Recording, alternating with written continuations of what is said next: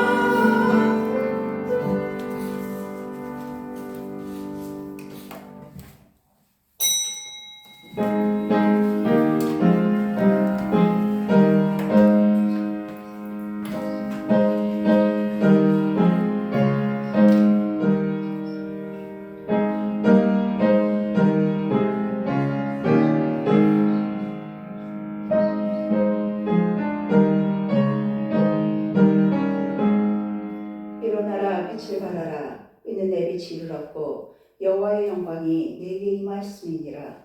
보라, 어둠이 땅을 덮을 것이며 깜깜함이 만민을 가리려니와 오직 여호와께서 내 위에 임하실 것이며 그의 영광이 내 위에 나타나리니 나라들은 내 빛으로 왕들은 비치는 내 광명으로 나아오리라. 아멘.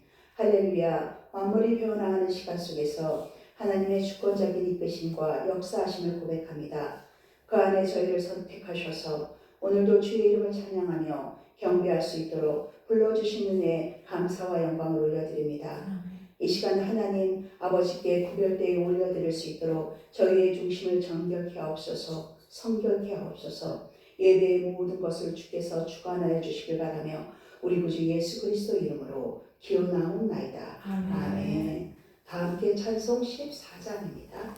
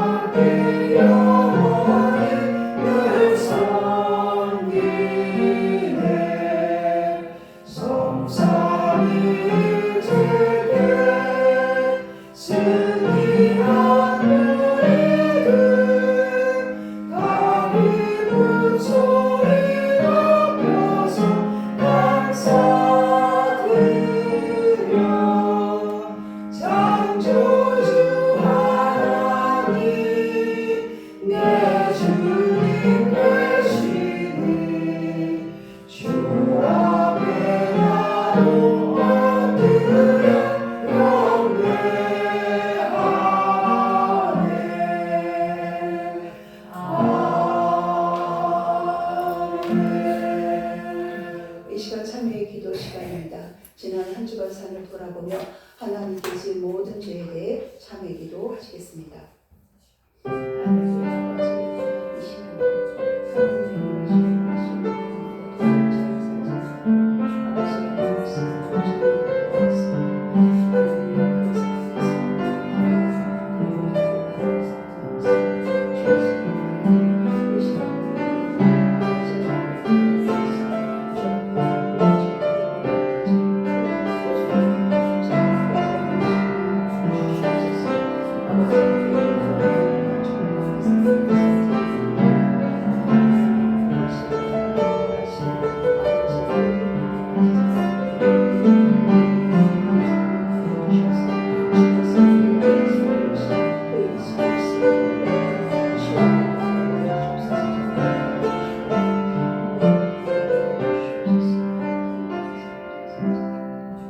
여호와께서 말씀하시되 오라 우리가 서로 변론하자. 너희 죄가 주홍 같을지라도 눈과 같이 휘어질 것이요 진홍같이 붉을지라도 양털같이 희게 되리라. 아멘.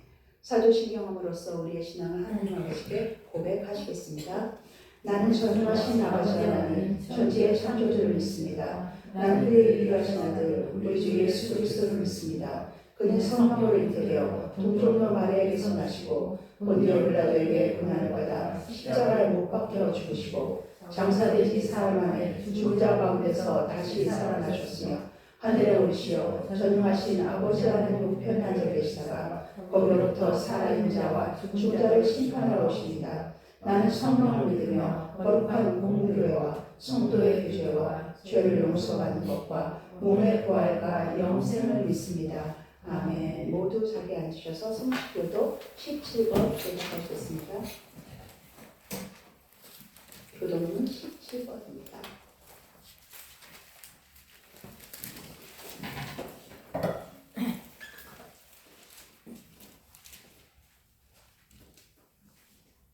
교독하시겠습니다.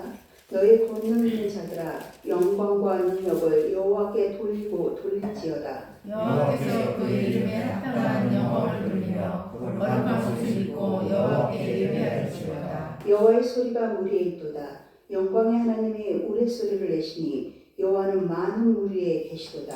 여호와의 소리가 힘이 있으며 여호와의 소리가 위엄하도다. 여호와의 소리가 백향목을 꺾으시며 여호와께서 레바논 백향목을 꺾어 부수시도다. 그 나무를 송아지 같이 뛰게 하시며 레바논과 시온으로 송아지 같이 뛰게 하시리라. 여호와의 소리가 화염을 가르시도다. 여호와의 소리가 광야를 진동하시며 여호와께서 가데스 광야를 진동하시도다. 여호와의 소리가 암사슴을 낙타게 하시고 살림을 말갛게 벗기시니 그의 성전에서 그의 모든 것을 말하기를 영광이라 하도다. 여호와께서 홍수 때 좌정하셨으며 여호와께서 영원하도록 왕으로 좌정하시도다. 여호와께서 자기 백성에게 힘을 주시며 여호와께서 자기 백성에게 평강의 복을 주시리로다. 아멘. 찬송 288장입니다.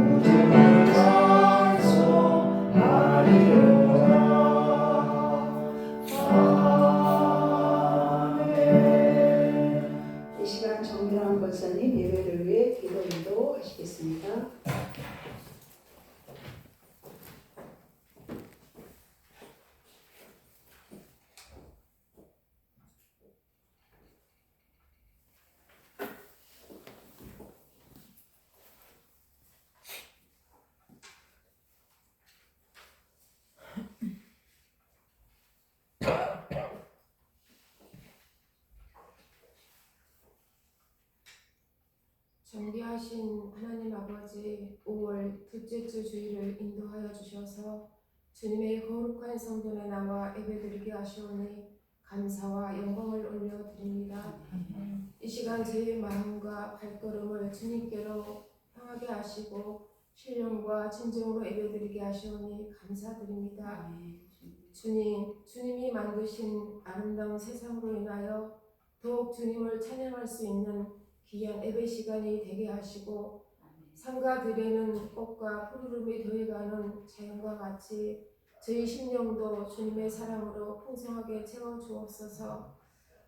지난 한 주간 저희 삶을 돌아봅니다. 하나님의 자녀로서 말씀 안에 살지 못하고 작은 것에 감사하지 못하며 불평하며 원망했던 시간들을 고백합니다.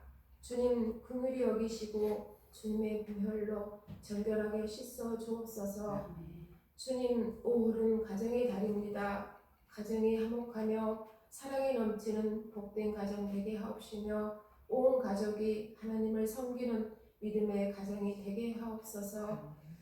주님 말씀 가운데 항상 기뻐하며 쉬지 말고 기도하며 범사에 감사를 하신 말씀처럼 모든 일에 기쁨과 감사를 행하게 하시옵고 주님 주시는 은혜와 평강이 저희 안에도 언제나 넘쳐나게 하옵소서. 주님 이 시간 제 마음을 열어 말씀을 깨닫게 하시고 하나님이 선하시고 기뻐하시는 온전한 뜻이 무엇인지 분별할 수 있는 크신 믿음을 주옵소서.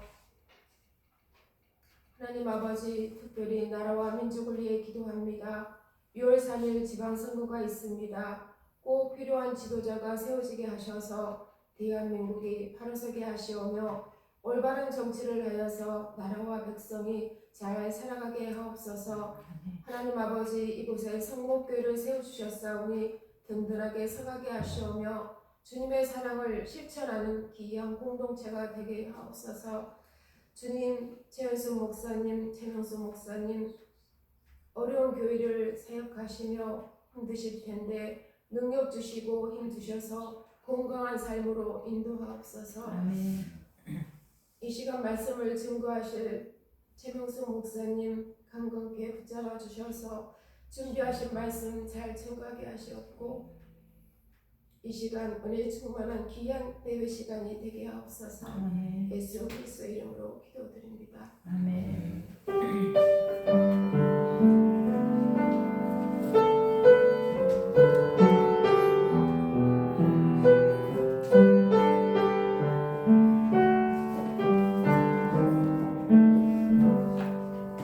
이 시간 우리에게 주신 말씀은 구약성경 창세기 39장 1절에서 3절까지 말씀입니다. 창세기 39장 1절에서 3절 말씀 교독하겠습니다. 요셉이 이끌려 애굽에 내려가매 바로의 신하 취미대장 애굽 사람 보디발이 그를 그리로 데려간 이스마엘 사람의 손에서 요셉을 산이라. 여호와께서 요셉과 함께 하심으로 그가 형통한 자가 되어 그의 주인 애굽 사람의 집에 있으니 그의 주인 여호와께서 그와 함께 하심을 보며 또 여호와께서 그의 범사에 형통하게 하심을 보았더라. 아멘. 말씀 듣기 전에 함께 기도합니다. 할렐루야. 사랑의 하나님, 이 시간 기도합니다. 생명의 빛으로 우리의 심령 안에 비춰주시고 성령의 아버지의 그 바람으로 우리의 옛것을 다 날려버리시고 주님의 그 바람으로 우리를 채워주시옵소서. 이 시간 바라옵기는 성령의 담비를 우리 안에 아버지여 정말 마음 중심에 촉촉히 내려주셔서 들을 길을 열어주시고 아버지여 그 영의 깨달음을 깨달아 알아 삶 가운데 하나님과 동행하는 삶을 살아갈 수 있는 구별된 우리의 모습이 될 수 있도록 역사하여 주시옵소서. 우리 구주 예수 그리스도 이름으로 기도드립니다. 아멘. 오늘 말씀은 이렇게 너무 잘하시는 말씀인데요. 본문 제목이 새로워질 옷입니다. 새로워진 옷으로 했다가 제가 새로워질, 우리는 현재 진행형이기 때문에 새로워질 옷으로 바꿨습니다. 그래서 오늘 39장 말씀에 1절부터 3절까지 읽었는데 공통으로 나오는 말이 있죠. 형통입니다. 형통이라는 말이 2절, 3절 그리고 39장 23절에도 나옵니다. 여호와께서 함께 하심으로 형통하였더라. 범사에 형통하였다. 형통하게 하였더라. 라는 말이 3번 나옵니다. 우리도 동일하게 이 형통하기를 원하고 바랍니다. 근데 이 형통이라는 말이 여러분 어떻게 알고 계세요? 뭐 성경적인 그런 영적인 뜻은 몰라도 형통할 통, 통할 통, 모든 것에 막힘이 없이 순조롭게 이루어지는 것을 형통이라고 얘기하고 있습니다. 저와 여러분의 바람이고 이와 같이 되길 바랍니다. 그런 본문에 하나님이 함께 하심으로 형통하게 한 사람이 누구입니까? 요셉입니다. 주인공이 요셉입니다. 그 대상은 바로 요셉이죠. 그런데 형통하게 했다. 함께 하심으로 형통하게 했다. 형통하게 여호와가 함께 하심으로 3번이나 형통한 자라고 말씀하셨습니다. 그럼 이 요셉은 모든 일에 순조로웠겠죠. 형통했겠죠. 말 그대로 함께 하심으로 술술 막힘없이 풀어져야 했을 것입니다. 그런데 37장 39장에 요셉의 얘기가 나옵니다. 그의 인생이 어떠한지 여러분 성경을 읽고 또 말씀을 들었기 때문에 아실 것입니다. 그렇지 못했습니다. 형통이라는 말에만 비춰보면은 그 인생은 그렇지 못했다는 거죠. 요셉은 누구의 아들이죠? 야곱의 12아들인데 11번째 아들입니다. 사랑하는 라헬을 통해서 야곱이 얻은 요셉입니다. 우리 37장 말씀 함께 볼까요? 37장 7절 말씀에 보면은 37장 7절에 7절 말씀이 아니네요. 야곱이 3절 말씀입니다. 3절 말씀 함께 읽겠습니다. 시작. 요셉은 노년에 얻은 아들이므로 이스라엘의 여러 아들들보다 그를 더 사랑함으로 그를 위하여 채색 옷을 지었더니 라고 나옵니다. 누가 봐도 성경을 모르는 사람이 봐도 야곱 그 많은 11번째 아들이죠. 요셉이 요셉을 가장 사랑했구나. 특별하게 아꼈구나. 그러면은 10명의 형들의 편에서는 아버지가 어떻게 했다고 느껴지나요? 편해요. 요셉만 사랑하니까는 요셉만 편애했다는 그 대표적인 증거가 뭔가요? 내용 나오죠. 채색 옷을 입었습니다. 알록달록 우리 한복 그런 한복 있죠. 보통 꽃가루로 색동저고리 그런 채색 옷입니다. 편애하는 증거가 채색 옷입니다. 왜냐?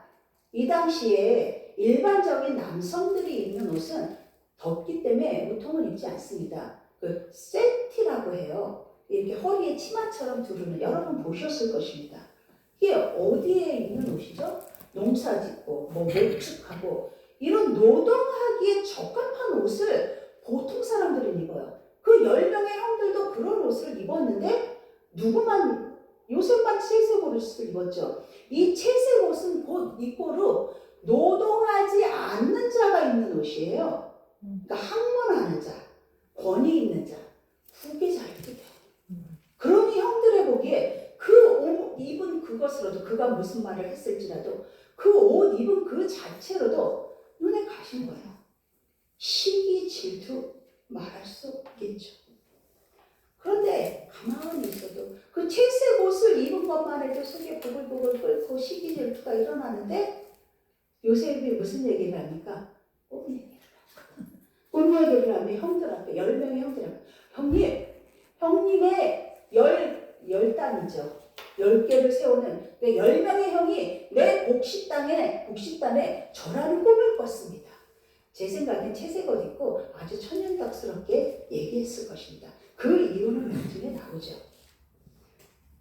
그러니 그렇지 않아도 미워 죽겠는데 이 절한다는 건 뭐예요? 그 당시에 이게 서열 굉장히 중요합니다. 남성들 사이에 서열. 그리고 지금은 제일 꼴찌인데 막내한테 절을 해? 자기가 형들보다 위에 권위에 서 있다는 뜻이에요.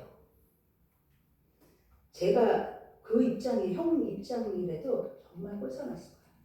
다른 말을 안 했을지라도 정말 미워 죽었을 겁니다.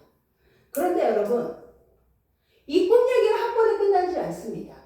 그래 한 번은 그래 꿀꺽대니까는 네가 그렇게 얘기할 수 있다. 내가 참고 넘어가. 이럴 수 있습니다. 그런데 두 번째 꿈 얘기를 합니다. 이때는 아버지 야곱과 형제들 앞에서 얘기해요. 해와 달과 11별이 아버지 포함입니다. 나한테 절을 한다고요. 그러니까 그때는 아버지 야곱이 노발 대발하죠. 형들도 당연히 들었죠.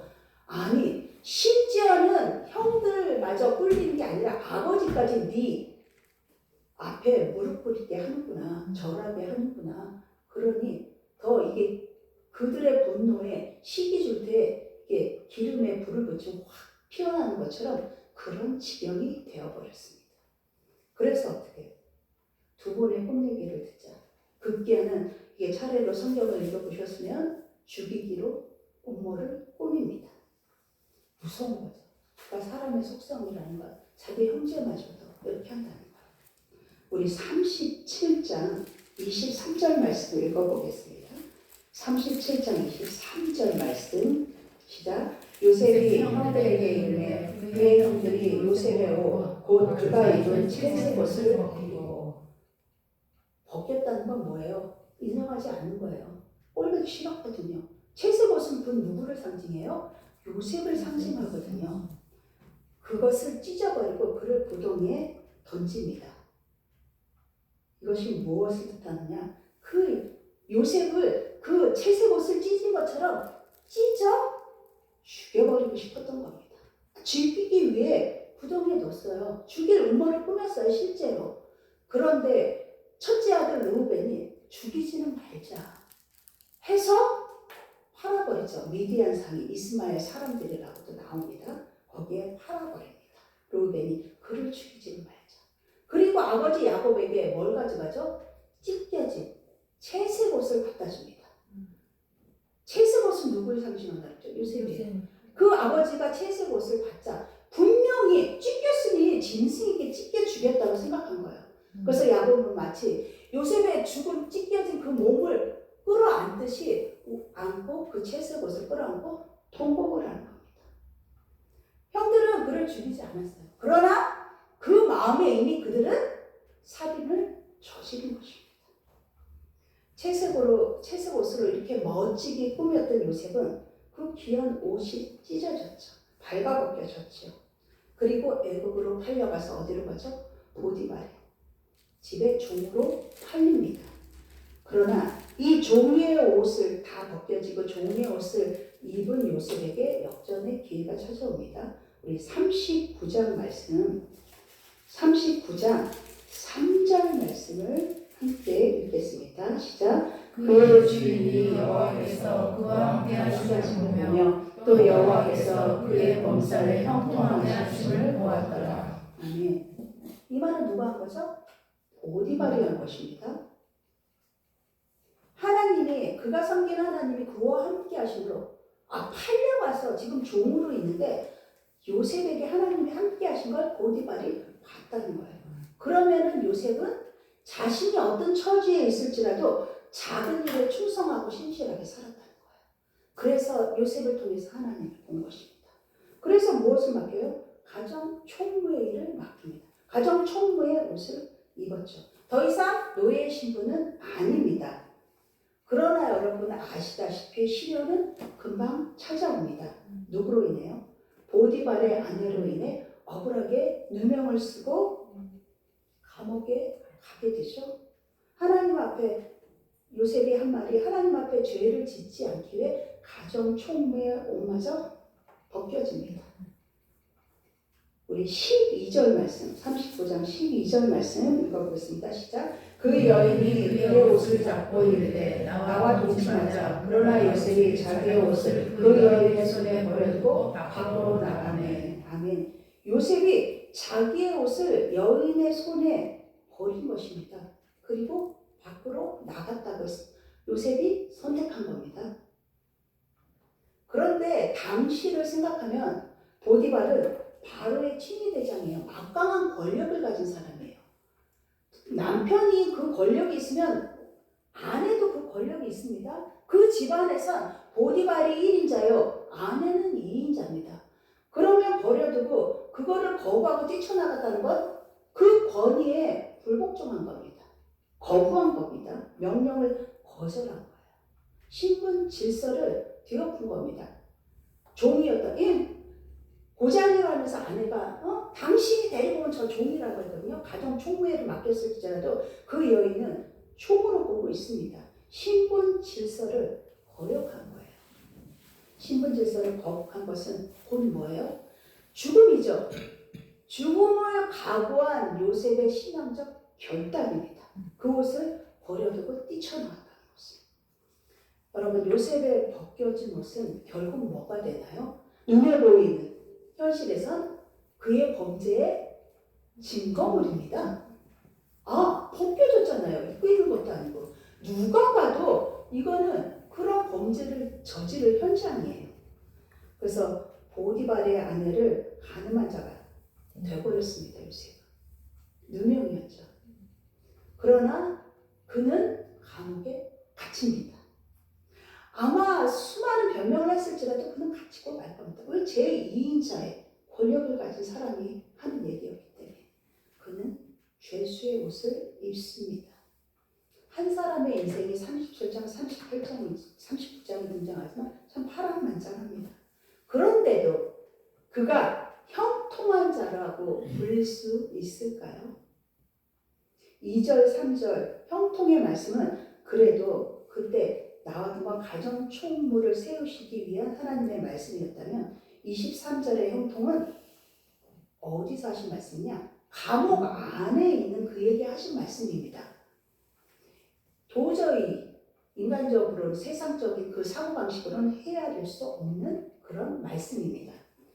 그러니 성경 근데 어디에도 이러한 상황 가운데서 요셉이 어떻게 말했다, 행동했다, 이거는 죄를 짓지 않게 옷을 버려두고 나왔어도 하나님을 원망하거나 따지거나 불평하거나 이런 말을 한 기록이 없습니다.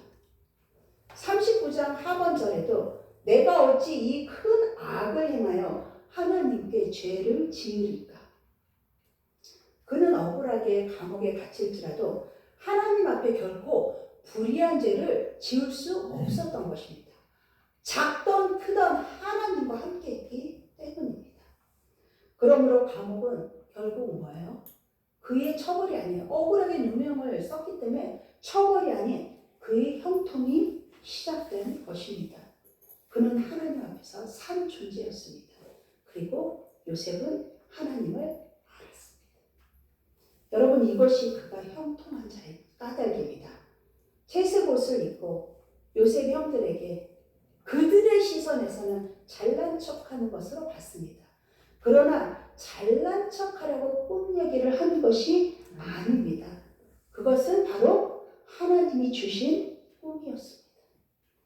하나님의 형통은 형제들이 그를 팔 때도, 보디발의 아내에게 억울하게 당할 때도, 감옥에 또 2년간 있었거든요. 2년간 갇혀 있을 때도 하나님은 여전히 함께 하신 하나님입니다. 깊은 수렁에 빠져서 엉덩이에 죽이려고 갇혔었죠. 그 가운데 하나님이 그를 택해서 하나님이 함께 하셨습니다. 하나님이 지켜주신 거예요. 그가 그를 어떻게 할 수 없었습니다. 우리 생각은 여러분 이런 내용 보고 우리 개인적인 일을 봐도 그냥 악한 일 안 생기고 행복하고 보기 좋은 일만 생기는 것을 형통이라고 생각하고 싶어 합니다. 그러나 아무 일도 안 일어나는 게 은혜가 아니고 그 가운데 하나님이 요셉을 하나님의 사람으로 만들어가고 계셨다는 거예요. 그 은혜 가운데 우리가 있는 것입니다. 이런 요셉에게 여러분 놀라운 반전이 일어납니다. 우리 41장 42절 말씀을 읽어보겠습니다. 41장 42절 말씀. 시작. 자기의 인장 반지를 빼어 요셉의 손에 끼우고 그에게 세마포 옷을 입히고 그런 사슬을 놓게 하고. 아멘. 어떤 옷인가요? 세마포 옷을 입고 43절에 보면 버금 수레를 탔다고 나옵니다. 권력의 상징이 그 당시에 버금 수레는 왕 다음으로 위치한 사람이 타는 수레입니다.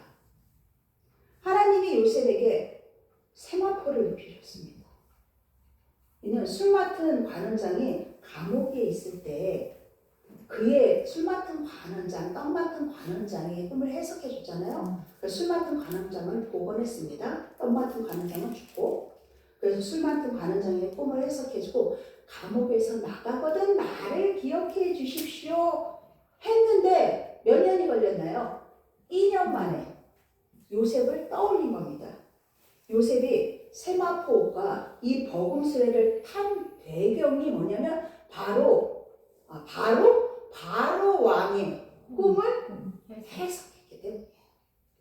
꿈 때문에 형들에게 죽임당할 뻔했던 요셉은 꿈 때문에 왕 앞에 서게 된 것입니다. 그런데 여러분 여기서 그냥 이렇게 쭉 읽으면 이런 내용이구나 하실 거예요. 근데 여기서 주목해야 할 것은 술 맡은 관원장이 바로 왕의 꿈 때문에 그 많은 사람 꿈 해석하는 사람들이 있었겠죠? 고관들도 그들이 요셉을 떠올려서 불렀습니다. 그런데 여러분 그들의 마음, 그들의 의도는 불순했습니다. 왜냐? 어떤 누구도 꿈을 해석하지 못했기 때문입니다. 요셉을 떠올리기 전에 그 바로왕이나 그 고관들이 해석할 사람들 다 모아놓지 않았겠습니까? 내 꿈이 이런 꿈이다. 꿈 2가지 꿈이죠. 다 아시죠? 살찐 소를 파리한 소가 잡아먹었다. 또 풍성한 이삭이 있는데 동풍에 마른 이삭이 그것을 집어삼켰다. 이 2 꿈이에요. 그거를 해석하는 자가 아무도 없었습니다. 없었으니 해석 못했다는 건 곧 죽음입니다. 내 왕의 꿈을 해석을 못해?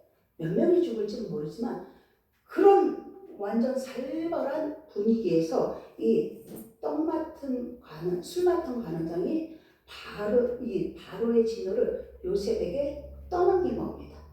만일에 요셉이 나와서 그 꿈을 해석하면 다 같이 사는 것이고, 만일에 꿈을 해석하지 못하면 요셉만 책임지고 죽는 겁니다. 그들의 의도는 이러했습니다. 그런데 사람의 생각과 하나님의 생각은 같지 않습니다. 하나님은 이 분위기와 이 상황마저도 사용하셔서 요셉을 그 앞에 세우신 것입니다. 여러분 우리 각자의 인생이 이해 안 되고 해석이 안 될 때 참으로 많습니다. 그런데 요셉처럼 비로소 그 앞에서, 그 안에서, 그 상황 가운데서 하나님의 사랑이 더 증명되고 하나님의 사랑이 더 은혜가 더 깊다는 것이 나타납니다. 우리의 인생을 우리도 모릅니다. 한 치 앞도 모르는 게 인간이라고 했습니다. 또한 그래서 남의 말에, 남의 시선에 내 마음을 뺏길 필요도 없습니다. 남이 보기에 어떠하든지 하나님 앞에 내 삶의 해석을 맡기십시오. 맡긴 자만이 그리스도로 구별된 옷, 곧 세마포 옷을 입는 것입니다. 하나님이 하십니다. 요셉이 한 것도 아니요, 우리가 할 수도 없습니다. 분명한 것은 여러분, 이 옷은 때가 되면 저절로 입혀지는 옷이 아닙니다. 금은 보아 있고 우리 집에 금고에 돈이 많다고 해서 사 입을 수 있는 옷도 아닙니다. 요셉이 채색 옷을 벗으면 바로 세마포 옷을 입지 않았습니다. 하나님을 알았던 요셉. 이렇게 찾으면서 오늘은 읽어야겠습니다. 50장 20절 말씀을 함께 읽겠습니다. 시작. 당신들은 50장 20절 말씀입니다. 창세기 50장 20절 말씀. 읽겠습니다. 당신들은 나를 해하려 하였으나 하나님은 그것을 손으로 바꾸사 오늘과 같이 많은 백성의 생명을 구원하게 하시려 하셨나니. 아멘. 이것이 채색 옷을 입었을 때 요셉에게 보여준 꿈의 내용이었습니다. 기근을 피해 그들이 식량을 구하기 위해 형들이 요셉 앞에 온 겁니다. 요셉이 당연히 죽었는지 살았는지 몰랐죠. 형들은 그때 꿈을 주신 하나님을 보지 못했습니다. 그 꿈의 내용이 그들 앞에 지금 그대로 펼쳐지고 있는 것이죠. 형들의 곡식단이 내 단에 절하더이다. 바로 이 내용입니다. 그러나 요셉은 베드로전서 3장 17절 말씀처럼 선을 행함으로 고난받는 것이 하나님의 뜻일진데 악을 행함으로 고난받는 것보다 낫습니다. 나으니라 했습니다. 악을 악으로 갚지 않고 선으로 악을 이긴 장면입니다. 그가 이겨야지 이런 말 가진 게 아닙니다. 그냥 하나님 앞에서 하나님 뜻대로 행한 것입니다. 이제 하나님의 세마포를 입은 자의 고백, 그 꿈의 실제를 그들은 다시 듣게 된 겁니다. 결국 하나님이 하시는 일입니다. 이것이 어찌 요셉뿐이겠습니까? 여러분이 요셉과 같은 상황과 현실을 직면할 때 많습니다.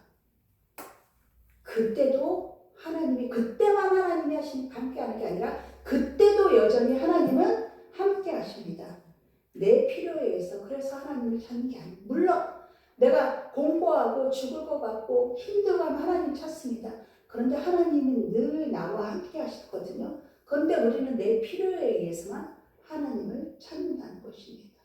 부하면은 부한 대로 그냥 원래 내 힘이 내가 잘나서 그런 줄 알고 가난하면 또 하나님 원망하기 위해서 찾고 이렇다는 것입니다. 그래서 하나님 부하게도 마시고 가난하게도 마시옵소서라고 기도하는 것입니다.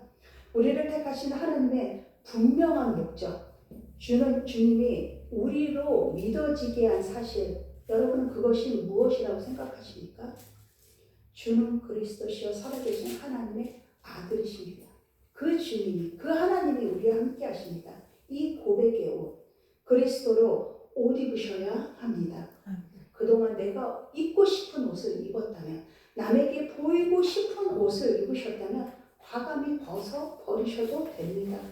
그렇다고 세마포를 내가 입고 싶다고 입을 수 있는 옷은 아니라고 성경에 나옵니다. 세마포는 레위기 16장 4절에 대제사장인 아론이 하나님을 만나기 위해서 그때 거룩히 구별된 세마포 옷을 입고 들어갔습니다. 하나님을 만났습니다. 속죄일의 성소에. 그리고 신약 성경에 와서 계시록 19장 8절에 빛나고 깨끗한 세마포 옷을 입도록 허락하셨으니 이는 세마포 옷은 성도들의 옳은 행실이라고 하셨습니다. 개인과 교회에 하나님이 허락하셔야 합니다. 겉으로만 믿는 척하는 신앙이 아니라 하나님께서 주신 은혜로 매일 깨끗하고 바른 마음을 가지고 옳은 행실을 했습니다. 살아가야 하는 것입니다. 그렇게 하면 누가 역사하시나요? 성령께서, 내주하시는 성령께서 우리 안에 역사하시고 하나님의 성품과 하나님이 받기 원하시는, 보기 좋더라 하시는 그 삶의 모습이 우리 삶에서 드러나게 되는 거죠. 결국 그렇게 사는 것이 하나님께서 원하시는 가장 아름답고 귀한 옷을 입고 사는 삶의 모습입니다. 이것이 바로 하나님의 은혜를 입은 자의 모습인 것이죠. 하나님은 여러분 전인격적으로 이 옷을 입혀주시는 분이십니다. 몸에만 걸치는 옷은 아무 소용없기 때문입니다. 그렇다고 하나님은 은혜를 주시는데 머리에만 은혜를 주시고 무슨 손에만 은혜를 베풀어 주시고 그런 분은 아닙니다. 왜요? 하나님은 우리 전 삶의 주인이시기 때문입니다. 그러므로 여러분의 삶을 하나님께 기꺼이 내어드리십시오. 무엇이 아깝습니까? 생명의 주인이 하나님이신데 그럴 때 하나님이 개입하셔서 형통케 하신다는 것입니다. 여러분 형통의 이 원어의 뜻이 뭔지 아세요? 막히지 않고 술술 풀린다. 이게 아닙니다. 물론 그거랑도 상통합니다. 원어의 뜻은 앞으로 나아가다, 돌진하다 그런 뜻이 있습니다. 뒤를 돌아 세상이 주는 그 휘황찬란한 그 유혹의 옷에 넘어가지 않는 것입니다. 않는 상태입니다. 그리고 세상과 타협하지 말라는 것입니다. 그리고 세상의 권력 앞에 우리가 무력해질 필요가 없습니다. 왜? 하늘 아버지가 나의 아버지고 하나님이시기 때문입니다. 형통은 그래서 상황에 요셉의 상황만 봐도 여러분 상황만 봐도 이날 이때까지 평안이 아니고 편안하셨습니까? 아무 일도 안 일어났습니까? 그렇지 않습니다. 상황의 편안함이 아니라 하나님이 동행하시며 우리로 한 걸음씩 그 걸음은 누구는 뭐 두세 걸음 나갈 수 있고 누구는 반발자국 나갈 수 있습니다. 그러나 중요한 것은 하나님이 함께 하심으로 반발자국일지라도 나아가게 하신다는 사실이 중요합니다. 하나님이 그렇게 형통하게 하십니다. 그것이 거부할 수 없는 유혹 앞일지라도 감옥 아닐지라도 하나님의 동행하시면 막힘이 돌파되고 비로소 감옥 아닐지라도 그 안정, 그 영이 평안해질 수 있다는 것입니다.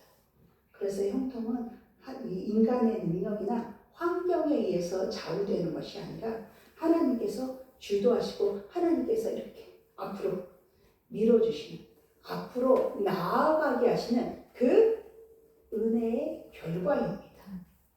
우리에게 주신 은혜의 옷은 단순히 몸을 가리는 것이 아니라 나의 정체성, 우리의 정체성은 예수는 그리스도시요 살아계신 하나님의 아들임을 고백하는 사람들입니다. 그것이 우리의 정체성입니다. 그 정체성과 삶의 모습을 드러내는 것을 말합니다. 오직 그리스도 안에서 주어지는 실제적인 은혜로 하나님이 우리를 형통하게 하십니다. 우리가 스스로 만들어 있는 옷이 아니라 예수 그리스도의 그 죽음, 십자가의 부활을 통해 하나님께서 우리에게 덧입혀 주시는 옷이기 때문입니다. 갈라디아서 3장 27절에 그리스도와 합하여 세례받은 너희는 그리스도로 옷 입었느니라. 여러분은 이 옷을 입은 자들입니다. 내가 마땅히 입어야 하는 이 은혜의 옷은 곧 그리스도 자신을 우리가 입는 것입니다. 여러분의 옷은 벗어버려야 합니다. 과감히. 곧 오직 그리스도를 통해서만 입을 수 있다는 말씀입니다. 요셉이 형들 앞에서 마지막 50장에 담대히 설 수 있었던 것은 단순히 그 안에 인간적인 용기, 그도 형제를 만나니 통곡하며 울었습니다. 왜 그립지 않았겠습니까? 생각이 났겠죠. 통곡할지라도 그 인간적인 용기로 말한 게 아니라 하나님이 주신 그 은혜의 옷을 입고 새로워진 존재가 되었기 때문입니다. 그는 애굽에서 총리가 된 후에도 자신의 권력을 자랑하지 않았습니다. 그 권력을 얼마든지 휘두를 수 있어요. 나를 죽이려고 했던 것들 죽일 수 있었습니다. 그러나 그렇지 않았습니다. 하나님이 나를 당신들보다 먼저 보냈습니다. 그 예전 채색옷 입고 얘기한 것처럼 그 말씀에 순종하고 따랐던 것입니다. 그것을 고백하며 하나님의 섭리를 그 형제들 앞에 고백한 것입니다. 드러냈습니다. 결국 요셉의 담대함은 자신의 힘이나 지위가 아닙니다. 그걸로도 할 수 있었지만 그런 인간적인 모습이 아니라 하나님의 은혜와 주권을 신뢰하는 믿음에서 새로운 옷을 입은 그 믿음을 가진 자의 모습이었던 것입니다. 나를 죽이려 했던 형들 앞에서 요셉이 두려움 대신, 두려울 수 있죠. 나를 살해하려고 했던 사람인데 인간적으로는 두려울 수 있습니다. 그러나 은혜로 요셉은 서 있었으면 우리에게도 그리스도의 이 요셉을 보면서 은혜의 옷을 입은 자만이 과거에는 상처죠. 우리도 각자 상처가 있고 되새기고 싶지 않은 그런 일들이 있습니다. 그러나 그리스도로 옷 입은 자, 새로워진 자, 앞으로도 새로워질 자는 과거의 상처와 그 사람 앞에서 자유롭게 설 수 있다는 메시지를 이 말씀이 주고 있습니다. 채색옷이 찢김당하는 아픔을 지나 하나님 앞에서 견디고 치유받게 하시고 새로워지게 하셨고 앞으로도 새로움을 기대하며 사는 존재가 되게 하십니다. 분명한 것은 요셉의 형통은 하나님이 주신 은혜와 또 뭐가 있죠? 요셉의 하나님을 아는 믿음이 함께 어우러진 결과입니다. 하나님 전능하시죠. 하나님 하세요. 나라는 것. 그걸 원하지 않으세요? 하나님이 능력이 없으셔서 우리를 불러서 사용하십니까? 그렇지 않습니다. 하나님은 우리의 믿음을 보기 원하세요. 그 요셉의 믿음과 그 하나님의 주권적인 그 은혜 함께 어우러진 결과로 나온 말씀입니다. 여러분도 오늘 오늘의 시간은 하나님이 나에게 새로운 옷을, 구별된 믿음의 옷을 입히시는 분명한 과정임을 은혜로 고백하며 형통케 하신 하나님과 함께 귀한 믿음의 시간을, 지금은 그 시간을 저벅저벅 가는 중이에요. 통과하는 중입니다. 은혜로 통과하신 여러분 되시기를 축원합니다. 기도하겠습니다. 할렐루야. 감사하신 하나님, 우리는 하나님이 아니면 살 수 없는 존재입니다. 세상 가운데 쓰러져 그 유혹의 욕심을 따라 죽을 수밖에 없는 우리를 주님은 구원하셨습니다. 그 구원받은 자의 마땅한 모습으로 날마다 새롭게 우리를 빚어가시는 주님의 은혜, 그 주권 아래에 아멘 할렐루야 순종하며 나아갈 수 있는 믿음으로 반응하는 우리의 모습이 되기를 원합니다. 그럴 때 하나님의 형통함, 하나님이 함께하신 앞으로 나아가게 하는 그 믿음의 지경이 넓어지게 하는 우리의 삶으로 하나님이 기뻐 받아 주실 줄로 믿으며 우리 구주 예수 그리스도 이름으로 기도드립니다. 아멘. 우리 찬송 391장 하시며 공연하시겠습니다.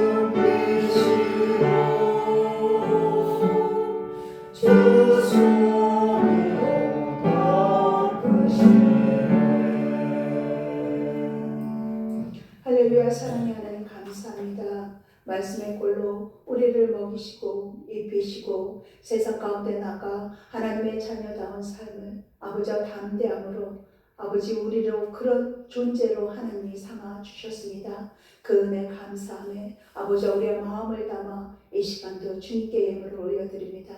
주의 성령 하나님, 예물을 바치는 손길들마다 하나님이 차고 넘치는 그 축복 가운데 하나님의 형통함을 누리며 살아가기를 원합니다. 세상 가운데 그 어떤 것도 아버지 중요하지 않습니다. 하나님의 이 세상의 주인이심을 고백하며 날마다 하나님의 이름을 찬양하며 주님과 동행하는 그 삶이 얼마나 복되고 행복한 것인지를 나날의 삶 가운데 깨우치 하는 우리의 모습이 되기를 원합니다. 주님, 우리의 중심을 온전히 주님께 향하게 하여 주시옵소서. 우리의 마음을 주님께로 활짝 열어놓아 하나님의 은혜와 그 사랑이 차고 넘쳐 아버지 내 가족에게 내 이웃에게 이 나라 이 땅 가운데 아버지와 흘러 넘치게 하는 그 역할을 아버지와 담대히 감당할 수 있도록 은혜를 더하여 주시옵소서.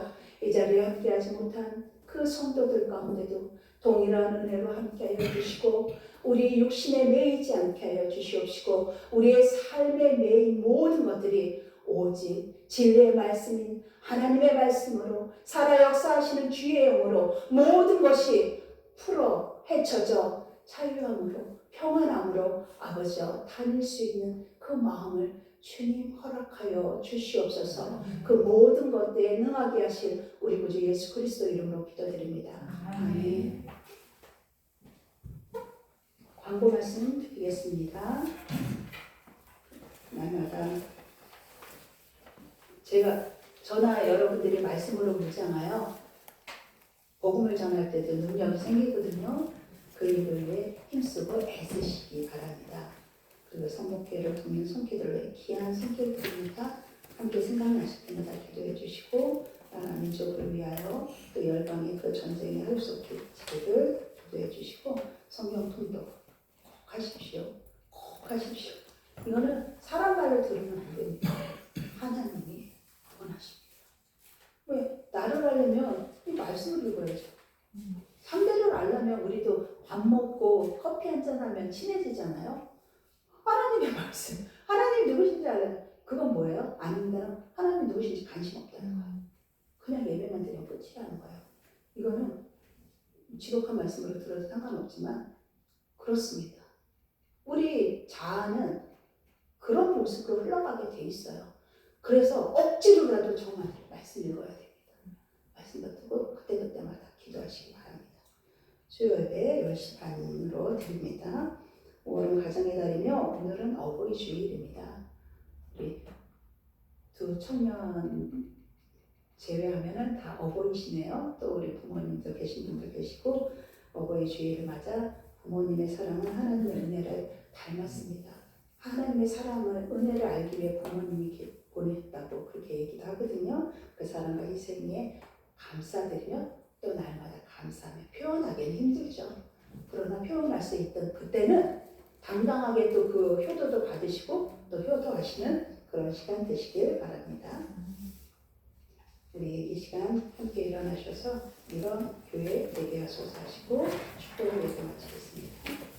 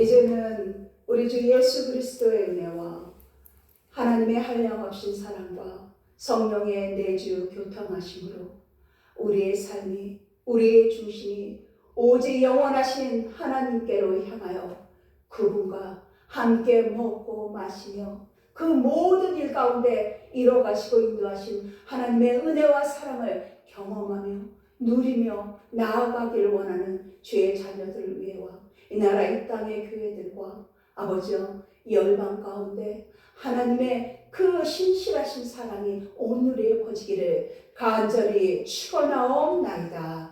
아멘.